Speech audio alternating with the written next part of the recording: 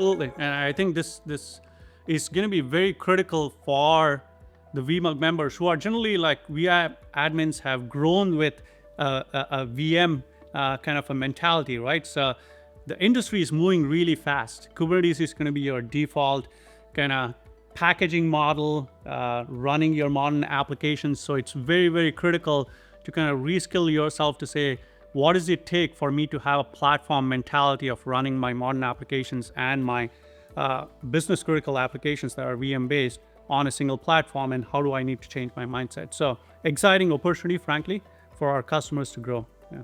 Absolutely. And if you're a member out there and you want to get your hands on this, of course, a partnership with Broadcom, with VMUG Advantage, you can get your certification, get VMUG Advantage, which is 128 core VCF. That's 9.0. You already have VKS in there. You've got private AI in there. So there's a lot of things that you could do in your home lab and then bring it into your company and then build it out, maybe do it internally with the IT department, some kind of help desk AI app, and then you can see how it's going to work for the business.